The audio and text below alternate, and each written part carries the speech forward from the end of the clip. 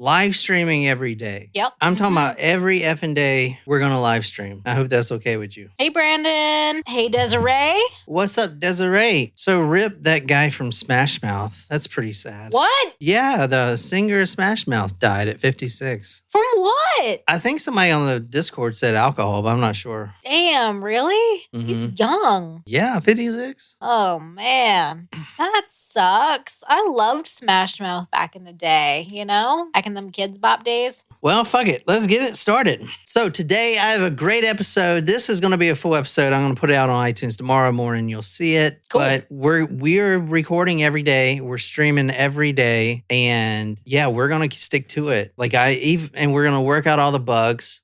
They seem pretty good so far, but I'm telling you, it's going to get better and better and better. I think the lighting is a little fucked, but so we're going to just keep doing it until we get it right. But today I have a great episode. I've been wanting to do this episode for literally years since I started. I've been talking about it like crazy, and I mean, I'm ready to get it, man. I'm very excited. Well, I hope you are. Because the title is intriguing. We're going to get started, go straight to Google Earth. Tonight, I am so happy because we are covering the Ramirez case. What? But before I start on this case, I need everyone to tell me how excited you are to cover this case. Wait, are we actually covering the Ramirez case? Yeah, we're covering the Ramirez case. Okay. Hey, Natasha, happy birthday. We're covering the Ramirez case. Did anyone say anything? We are so excited. I need everyone to say they're so excited and they can't wait for this before I even get started. Okay, we're so excited. We can't wait. We've been waiting for you to do Richard Ramirez for the last 5 years, 5.5 years, however long we do it. Yeah, you have been waiting for me to do that. Tonight, we are going to 1994. We are talking about the Ramirez case. We're going to the Riverside General Hospital. And tonight, we are talking about a 31-year-old patient named Gloria Ramirez. This is the toxic corpse case. Oh my God. I knew you were going to do this. Natasha, we're so excited. We can't wait. Oh, man. I've kind of been waiting to do that to you guys. Wow, what a fucking coincidence that the person's last name is also Ramirez. Sharam's dying. Gloria Ramirez, yeah. Oh my God. I was like, what are the chances it's going to be the same name? What are the chances? You did not know. Sharam says, well done. Hey, Stella. They are not related, or at least I'm not sure if they're related. We are covering the Richard Ramirez case this weekend. Saturday, I'm going to start, and I've been researching it. It's pretty brutal. The guy is Satanist, and I don't know. I feel like I might hang up some pentagrams. Today we are covering the toxic corpse case. What's up? What's up, Tina? Hey, Tina. Happy birthday. Damn, it's your birthday too? Yes, it's both of their birthdays. Nice. Fight. We are covering the toxic corpse case. It's actually called the toxic lady case, but those words mean the same thing, so I'm calling it the toxic corpse case.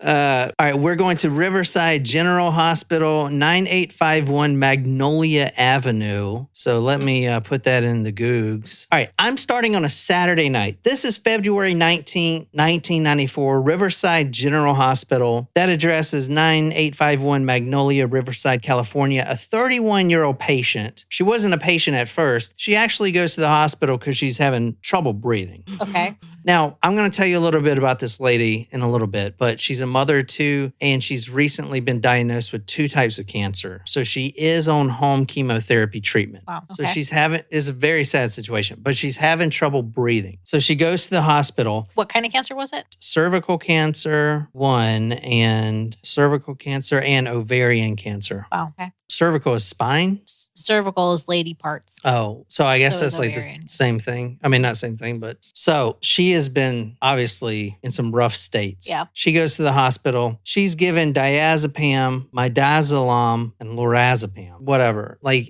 they're just make you feel good, make you not hurt medicines. Yeah. But these medicines are important, as you're going to see. Okay. She's having trouble breathing. The ER immediately tries to stabilize her. Not resuscitate her because she's not dead yet, but they're trying to stabilize her. Mm-hmm. So they give her, when her heart stops, she's having trouble breathing. They try to stabilize her. Then she goes into cardiac arrest, which means she's having a heart attack. Her heart actually stops. The nurse in the operating room at this point, there's 2 doctors and 3 or 4 nurses in there. Mm-hmm. It's packed. They're trying to save this lady. She can't breathe. Now her heart's not beating. So the nurse grabs the, what do you call them? Shockers. Shit. What do you call that thing? You know what I'm talking about? No. The clear.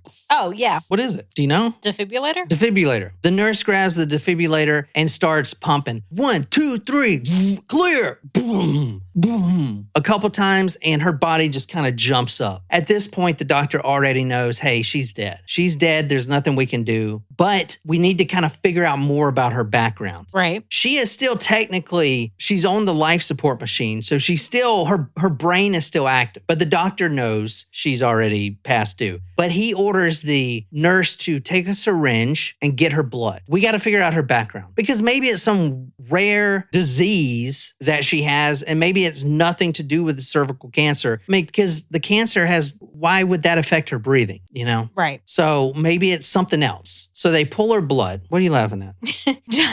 Brandon was trying to say, no, cervical spine is your cervical vertebrae. I was like, no. He didn't. You said cervical spine. You thought cervical was referring to the spine. It's referring to a woman's cervix. She has cervical cancer as well as beard. I used to drive a Honda Cervix. I did. Civic, not cervix. Jesus Christ. Can you imagine if that was a car name? It was a Honda CRX. The Honda Cervix. Whoever drives a Honda like that model is ruined forever. Yeah. If you ever see a Honda CRX, Honda Cervix. Will be me sitting in my Honda Civic.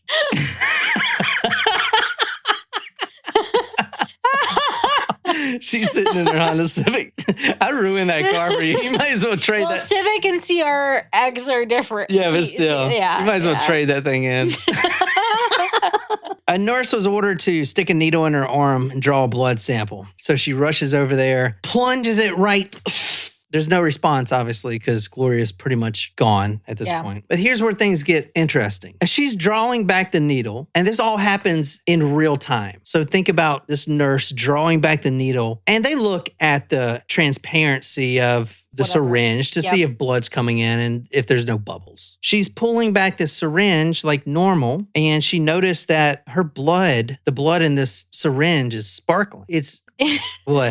This is pre-Twilight, but what's Twilight? They sparkle, you know, the vampire. Blood sparkles? Well, the vampire sparks, kind of what it reminds me of. It's glimmering. That's weird. Glimmering.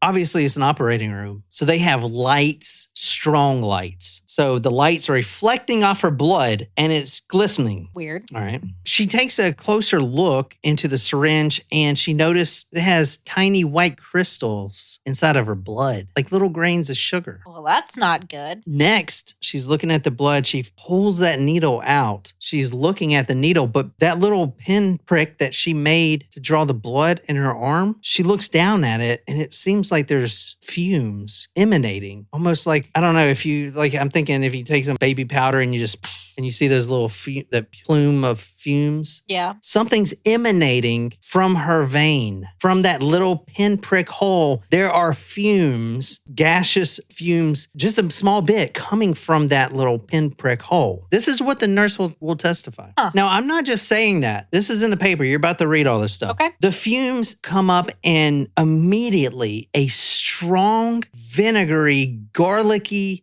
stronger than ammonia stench fills the operating room. Can you read from the San Bernardino County? From San Bernardino County, Sunday, the 22nd February 1994, a doctor and 3 nurses remained hospitalized after being overcome by an ammonia-like smell while drawing blood from a patient. Forensic experts said Monday they were baffled by a case in which fumes apparently rising from the body of a patient sickened hospital workers and forced the evacuation of an emergency room. You read it right there. Fumes rising from the body of a patient. This is 31-year-old Gloria Ramirez. That nurse had just removed that syringe with that blood in it. She's baffled by the blood glistening at her because it's got these white sparkly diamonds in it. And then all of a sudden, fumes are coming out? What is she, like Frankenstein? Like you see on all those old movies, where they're putting the body together, making a new body, and like smoke comes out for no reason. Mm-hmm. Like what is going on? These are seasoned doctors. There should be fumes from her body. It doesn't make any sense. Her body's not on fire. What's going on? Yeah. From the Blade Citizen, the 21st of February, she had, quote, fumes emanating, actual fumes coming. That's nuts, is it not? Mm. Immediately, a doctor and the nurse hospitalized, which is,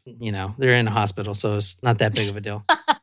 Now, luckily, I don't know how this happened. I couldn't find the exact how things happened because it happened so quick. But we know that everyone in that operating room passed out, hit the deck, they blacked out. Okay. Every one of them. So maybe one of them. A combination of like gases can do that. And they all hit the floor as soon as those fumes came out. They're down. Now the nurse and the doctor who was closest get it the worst, but they're all out. So somebody comes in and rescues them. They have to get all these literally unconscious doctors and nurses, drag them out of the freaking room. Mm-hmm. So this is a nightmare. What the hell happened? At this point, Gloria Ramirez is dead. She's dead. She's gone. She's dead. And now her body is killing everyone around it. Is that not nuts? It is unheard of. I think. It's definitely unheard of. The hazmat team immediately responds. Hazmat suits, mask, right? Completely. The white suits you see on the movies. Lockdown. The hospital, yeah. They come in there with their AR-15s, start blasting aliens. I don't think that part that happened, yeah. They start moving not only the unconscious doctors and nurses, but they also move 7 floor patients who were on the same floor outside to the parking lot, beds and all. Move them outside. Now, this is February. It is below 41 degrees. Can you read what Alan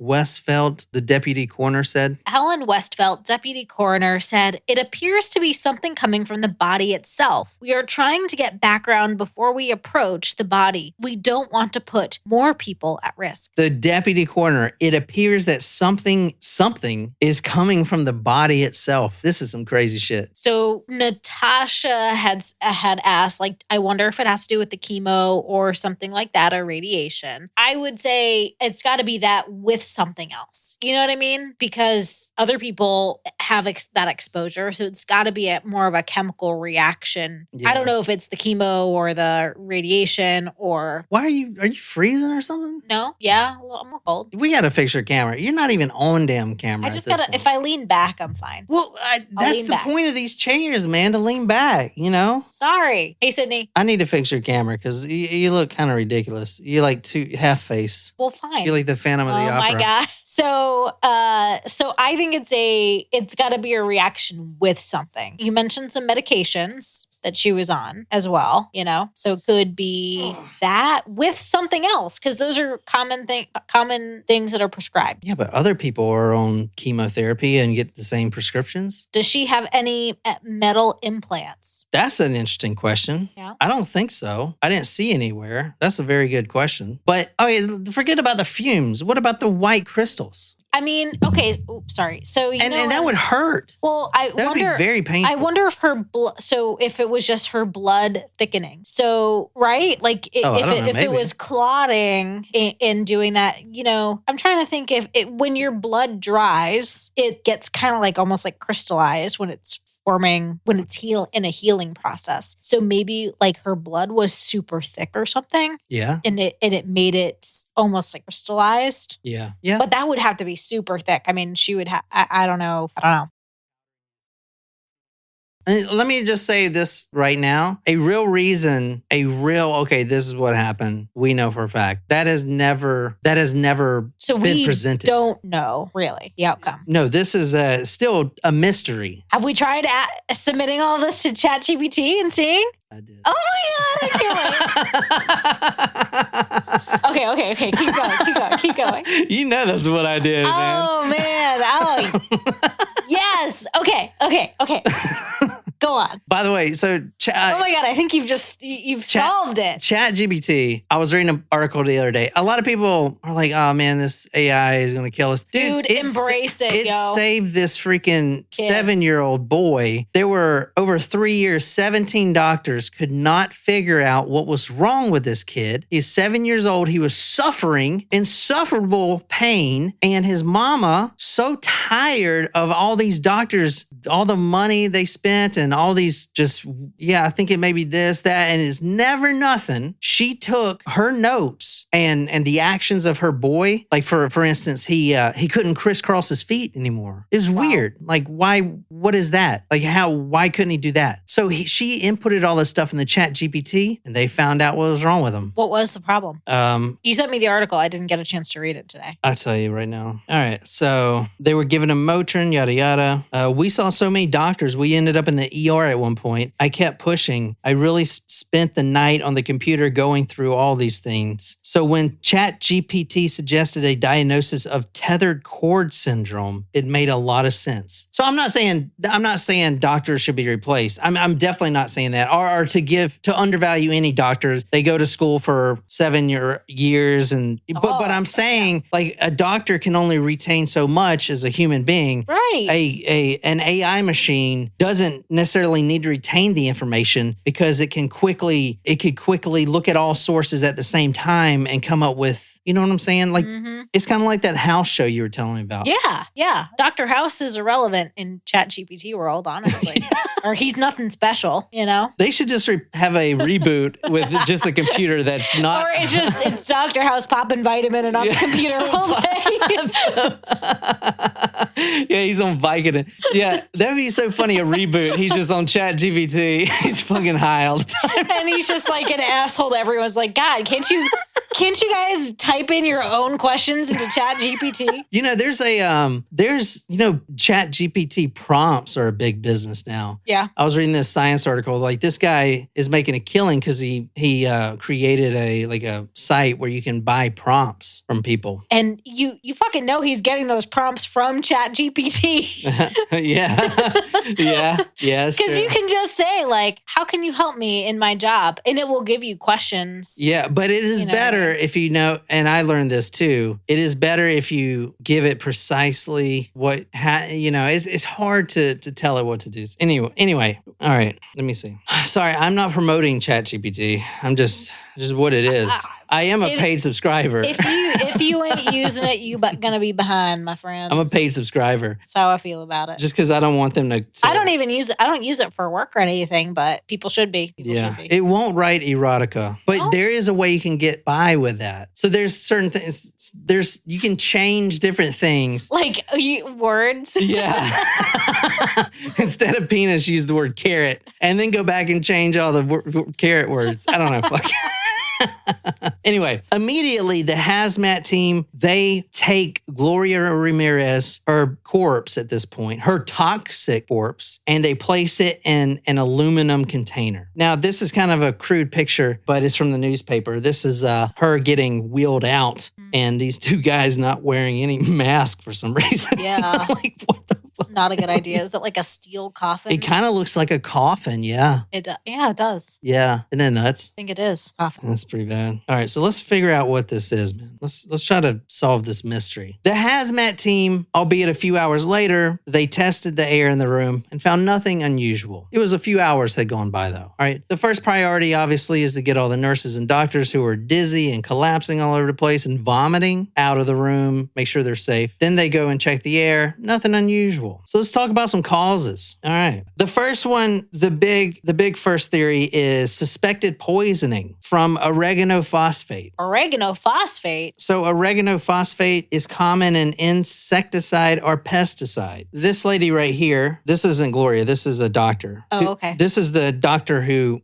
didn't pull the blood, but was immediately handed the syringe. This article right here says pesticide suspected in case of mystery fumes. One of the nurses in the room, a Sally Balderas, said about Gloria Ramirez, what she remembered about the body before this happened is, quote, she had like this film on her body, like you see on the ground at the gas station. So it's like this oily film. Like an oil slick. An oil slick. Her body was completely covered with this film. Kind of weird, right? Experts ruled out cancer medication, so none of the stuff I told you, as the source of the mystery illnesses, but they said some of the staff, it reminded them of maybe she was poisoned by strychnine or cyanide, and it interfused with some of the other drugs and metastasized or whatever, that strychnine or whatever, the symptoms. The blood that was taken from Gloria Ramirez came back from the lab. No evidence of oregano phosphate, so no pesticide. Here's the thinking. She got sick of living because she's a cancer patient and she is hurting. So what does she do? She grabs poison and she puts it in her body. That's probably not uncommon. I'm sure that having cancer like that is extremely painful, and that is definitely one of the theories that happened. But her enzymes were checked and they completely ruled out pesticide.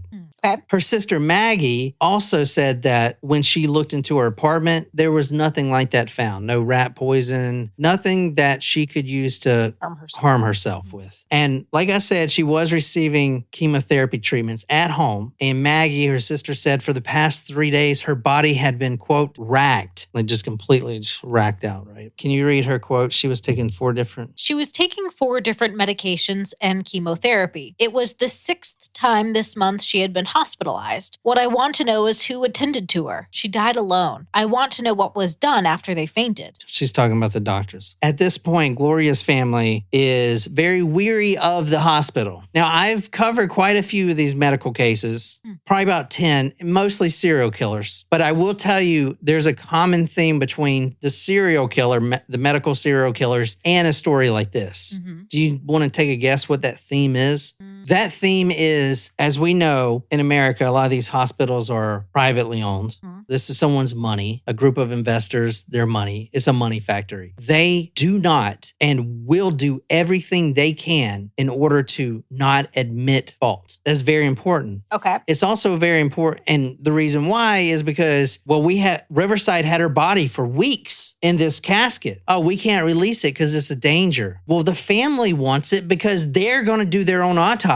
Because if it is something that the hospital did to kill their sister, they want to know. Fair. Here's the body bag. Over a month later. Here you go. Good luck. It's all decomposed now. What are you going to do? You see what I'm saying? Yeah. So with this case, it's very important to remember that the hospital is never wrong, even though they're always wrong. I'm telling you. And that is so important here. So damn important. Yeah. All right. Okay. That's very good to know. Yes. So. And this was this also the same hospital that she was getting her treatments at? I believe so, but I'm not sure. I don't know if it's totally relevant, but I was just kind of curious. So I'm pulling this off newspaper articles at the time. I didn't find any public information on her. Obviously, the hospital didn't release medical records and stuff like that. You know what I'm saying? So let's talk about the oily sheen right quick. Did anyone kind of guess what that was? So this is what my research led me to believe. There's 7 different factors it could have been. Medications or treatments. Some medications can cause skin to change and secrete substances through the skin, okay, like through your glands. Metabolic changes, for example, hypolipidemia, a condition characterized by high levels of fats in the blood, can sometimes manifest oily skin, so it's pushing out those little fat cells. Skin conditions like dermatitis type of things cause the skin to be oily. You see people with acne usually have oily oily skin, I think. Or oily skin causes acne. Yeah. Oh, yeah. Endocrine disorders, hypothyroidism can lead to increased sweating and changes in the skin, which could present sort of an oily appearance. Diet and nutrition, fatty foods, external factors, chemicals, oils. And then there's rare causes that substances can be secreted by tumors, such as whatever phenomenon, perinoplastic phenomenon. So the oil sheen can be explained. All right, so we know that. So where are you right now? Like, what do you think it is? Or could be? I think it's like a mixture of like two things interacted in her body. Okay, what about everyone else? Do you know what they're... Post your theories here. All right, let's talk about this doctor, Dr. Julie Gorchinsky. When the nurse withdrawed her blood, Gloria Ramirez's blood, looked in it, saw the white crystals, she handed it to the doctor, as you would, because the nurse hasn't ever seen anything like that, and maybe the doctor who has had more schooling knows what it is. Her name was Dr. Gorchinsky, so she looks at it, she's like, wow, that is weird. What is that? And I really don't think this is medical procedure, but Dr. Julie Gorchinsky passed out after, quote, sniffing a syringe of Ramirez's blood. So she took the syringe and sniffed it. Interesting. Which is, you know what it made me think of? Like, you know, in all those police shows, you see the detective like open up the thing of drugs and like, oh yeah, that's good shit. That's straight Colombian. It's like, anyway, she had it the worst because she sniffed it. Interesting. So since then, Julie, who was an active surfer, so as we know, going to the beach, very fit, very can move in all directions or whatever. After she sniffed it, she immediately passed out. She's still alive, but Gorchinsky, an active surfer, eventually underwent knee surgery in the following months because of a lack of circulation in her blood that she and her family blames on this ER incident. Wow. So she was, I mean, isn't that crazy? She got it pretty bad. She suffered from the following: hepatitis and a vascular necrosis in her knees. So whatever this is that came out of Gloria's vein gave this woman, what I read in the paper, hepatitis. Wow. And a vascular necrosis, which I believe is just a degeneration of your knees where you can't even walk. Like necrosis is like dead, dying cells. Yeah. Wow. Which is important because why? Who's to blame for this as a doctor who is now looking... Well, now she's looking to the hospital for... She's looking for a lawsuit, but it's not our fault. You know what I'm saying? So you got to keep on that in mind. The Department of Health and Human Services, which I didn't see was tied in any way to the hospital, but with things like this, there's always some kind of connection, okay? Especially in stuff like this. But they hired two doctor scientists. They gave all the workers on that floor that night, which was 34 staff members, including the doctors that passed out. They gave them this questionnaire, this written questionnaire. And they gathered this questionnaire and found that most of them reported severe symptoms such as loss of consciousness, shortness of breath, and muscle spasms. So they came out. This is the Department of Health. They came out with that questionnaire and they got the results back and they blamed mass hysteria. That's their cause. So you see. Right now, the hospital is not trying to take any fault. You know what I'm saying? Right. That's crazy, is it not? That is crazy. So they think if you see someone pass out, then you're more likely to pass out. It's kind of like the yawning effect, right? You yawn if someone else yawns or whatever. Yeah. I mean, do you really believe that shit, though? Yeah, the yawning thing, yes. That is a proven thing. Some experts speculated that the hospital workers might have experienced a form of mass hysteria, where psychological factors lead to the manifestation of physical symptoms. The idea here is that the initial reaction of a few workers might have triggered a cascade of panic among the rest, leading them to believe they were also experiencing symptoms. Critics of this theory point out that many of the affected workers had tangible physical symptoms that required medical treatment, making a purely psychological explanation less likely. So it's not like a placebo effect. Like they're actually getting stuff treated. Like this woman has necrosis in her knees. That's not a placebo. No. Like, that's actually. No. So, do you believe the mass hysteria? No. Suspected poisoning, self-poisoning, we ruled out because the enzyme test was done. Yep. All right. And which also rules out a lot of the common street drugs. Mm-hmm. She could have got street drugs. So some of the other theories anyone got any theories here or not? I'm really curious. Some of the other theories, illegal drugs ruled out, chemical reactions, which we're going to talk about, infectious diseases, and contamination. Mm-hmm. So those are the big theories here. All right. At this point, the hospital is claiming that it was something that she had taken. Maybe it was something that she had taken. Yeah, it may not have been drugs or whatever, but it's got to be the patient's fault. So can you read from the Lampock record, December 6th? Okay. From the Lampock record, December 6th, 1994, experts are disputing a suggestion that the solvent DMS0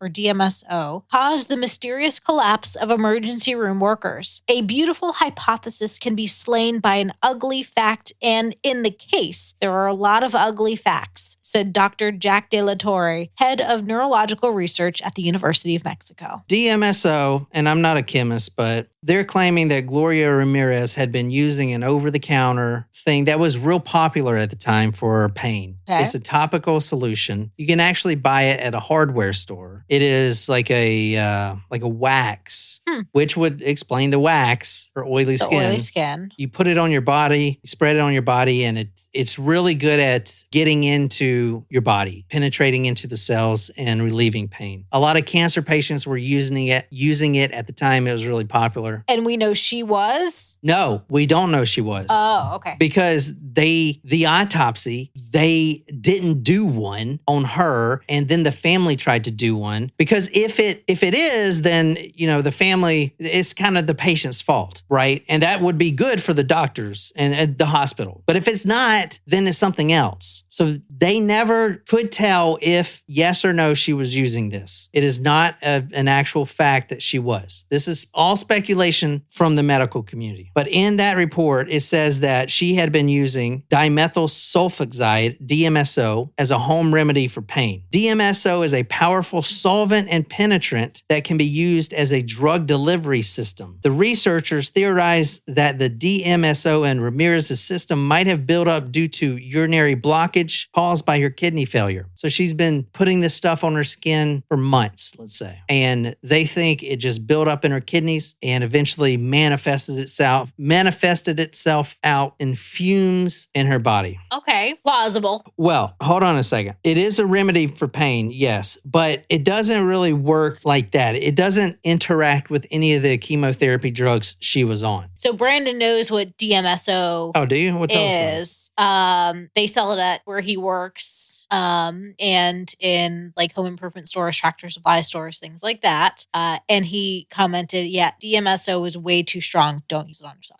It said over the counter, but is it for humans? I saw over the counter. This is from the hospital report. It says she was on an over the counter medication, but in all the other reports, I just saw hardware store. So I don't even think it's a medicine. I think it's like kind of like a surf wax you put on yourself, It has been FDA approved to treat only one condition, interstitial cytitis.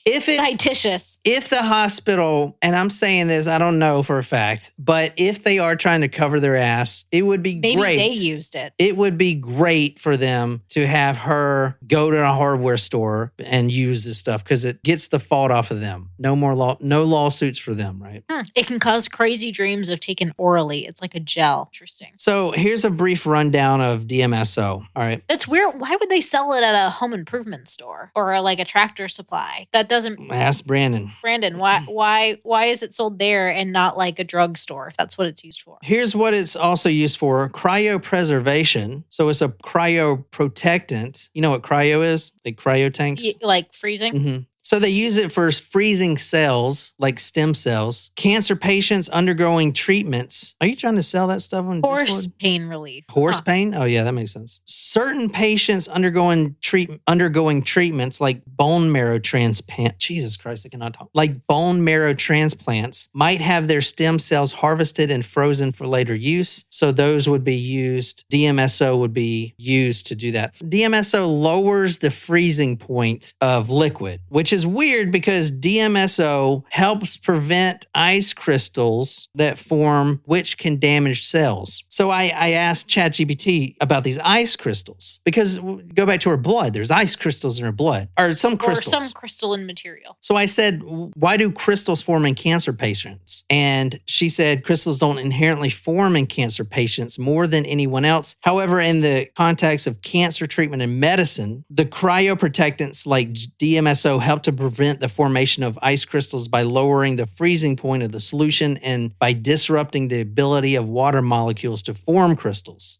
So if anything, there would not have been crystals in her blood. I think. I don't know. I'm not a freaking doctor. Please. I don't know why I'm going so far into this. DMSO won't kill her outright, though. It wouldn't cause that. There's something that has to happen. There's got to be a chemical reaction here. When the paramedics tried to oxygenate her blood using the high oxygen ambu bags, the DMSO in her blood could have been converted into dimethyl sulfate, which is DMSO2, a powerful toxic chemical. Dimethyl sulfate is known to have a garlicky, foul odor, which that was reported by staff, but it's only when DMSO4, this is the final report of them. So I said, what is DMSO in cancer patients? And she said, DMSO with the high oxygen forms into DMSO2. And then when the defibrillator is used, an electrical signal is sent into the body and can transform that into a DMSO4, which is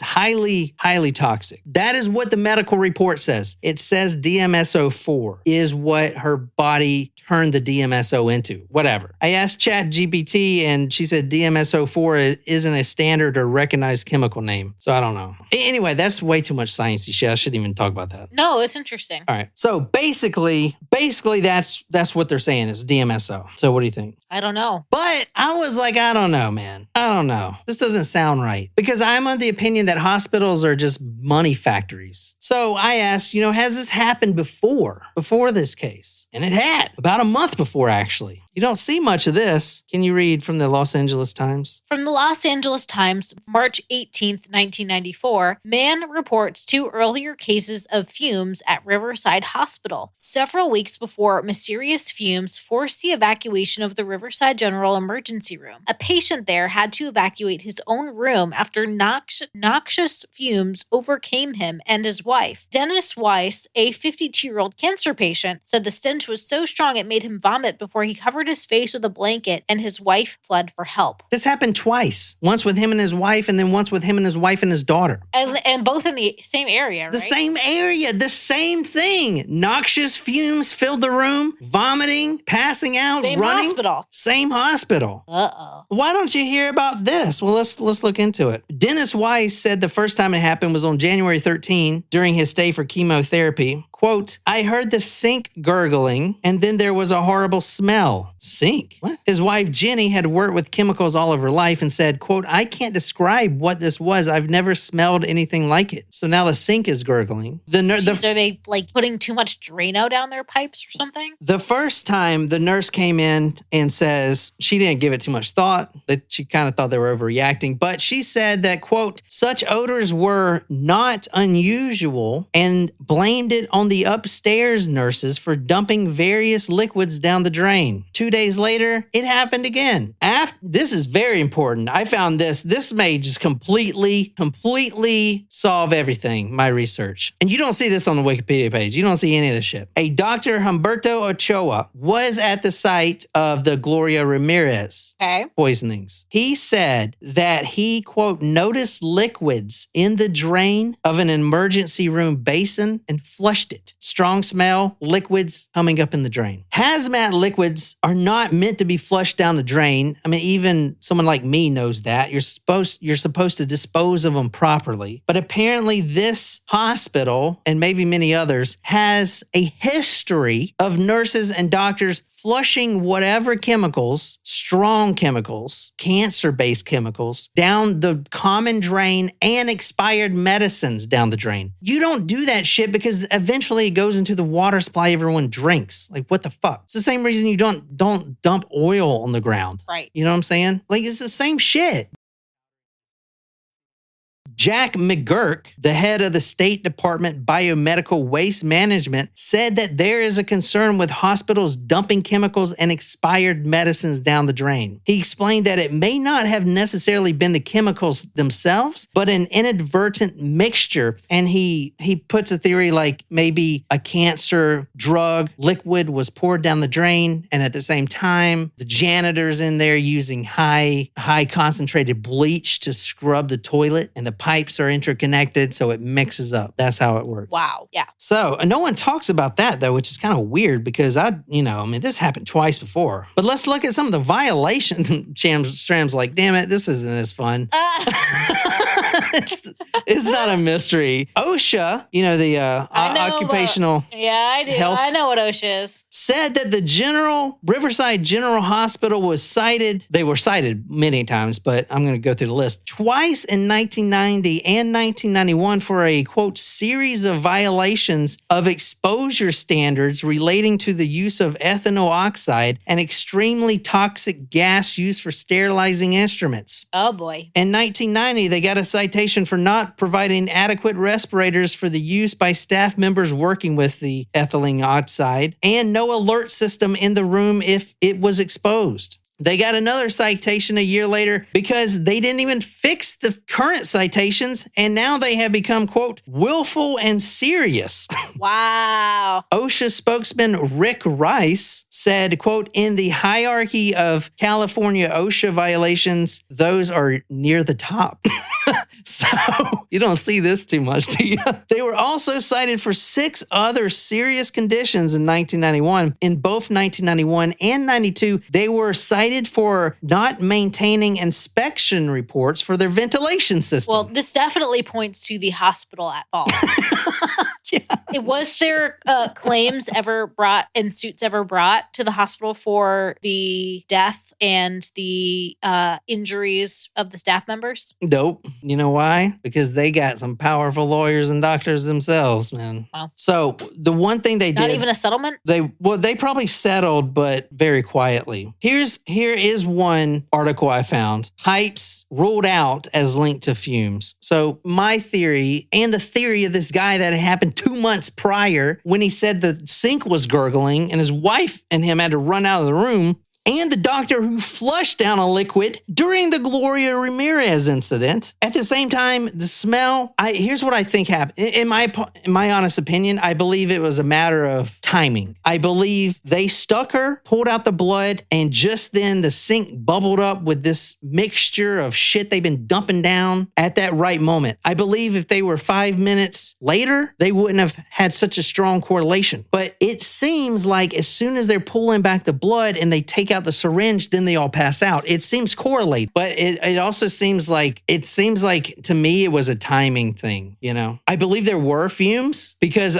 But so do you not think that it had anything to do? No, I think with the patient's death. She was having trouble breathing, so you think that it's not connected essentially. Like the patient went to the hospital because she was having trouble breathing. Yeah, she collapsed. Mm-hmm. What do you think is connected or not connected then? So you don't think the blood. You don't think the stuff coming out of her is related to the fumes in the pipes, or you do? I don't know what the truth is, but personally, I'm looking at a month before, in January 13, on the same floor, a cancer patient had the exact same thing happen to his room. He was alone in there with his wife. The sink started gurgling, and that same smell, that a strong ammonia smell, was automatically present, and it made him vomit and run out. That seems to me like the exact thing that happened with Gloria Ramirez. And you had that doctor I mentioned, Ochoa, who actually saw during that time a unknown liquid seeping out, gurgling out of the drain. It's backed up so it gurgles out, and he flushed it down the water basin or whatever. I will say that the pipes were ruled out. A review of the plumbing system at the General Hospital Riverside eliminated any possible links between pipes. They said they got the